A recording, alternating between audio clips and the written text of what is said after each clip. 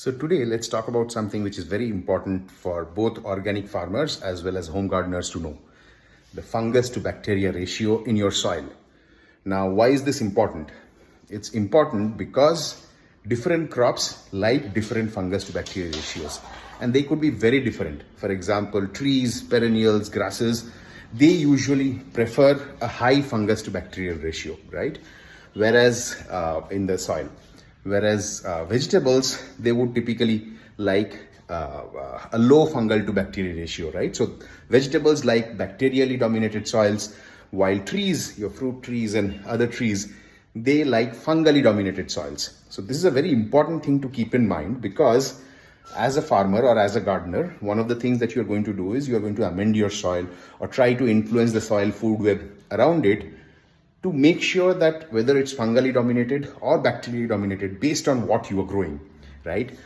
So one of the tools that you'll typically use is compost that you make, right? So obviously the compost that you make, you can try to make it more fungally dominated compost versus bacteria dominated compost, depending on whether you are going to put it to a fruit tree or you're going to put it to vegetables, right? How do you do that? It's very simple. It's actually this ratio, fungus to bacteria ratio, is very similar to the carbon to nitrogen ratio that expert composters talk about, right? So essentially, if you're preparing compost and if you're putting in more dry brown material, right, that takes more time to decompose, but they add more carbon, which is what encourages fungally dominated compost, right? Whereas if you put in more green material, right, green wet material, your kitchen waste, etc., then that creates more bacterially dominated compost, right? So you should create the compost that you want based on the crop that you want to grow, and thereby determine how you are going to make that compost. This fungus to bacteria ratio also determines your mulching strategy.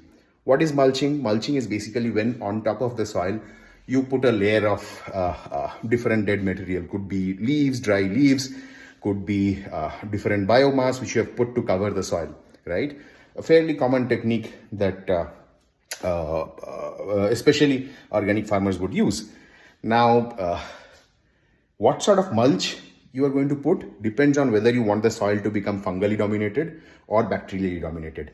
If you want more fungally dominated soil, you will put things like wood chip, dried straw, and things like that. Whereas if you want bacterially dominated soils, because you're going to grow vegetables in it, you might want to put in a little bit more of green material in it.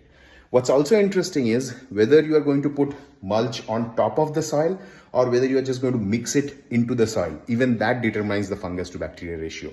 For example, if you're basically going to put it on top, it's usually a little bit better for a fungally dominated soil. Whereas if you're going to take that mulch and just put it inside the soil a little bit, that encourages more of bacterial domination, right? So these are all important things to keep in mind, even when you're preparing all of your various IMO concoctions, etc., right? Depending on how you prepare that concoction, what the parent materials you want to put into it, which soil inoculate you are going to use it would end up creating, a concoction which is more about fungus, or it could create a concoction which is more about bacteria. So these are some interesting things which we need to know the basics of if you are planning to become an organic farmer or if you're planning to do home gardening organically. And we go into great details into all of this in Farmizan Academy. We have launched a couple of courses on organic farming and home gardening. Go to www.farmizan.com, check for the link which says Academy and check out those courses. There are live instructor-led courses and we have started having a lot of fun with them. So join in. See you there.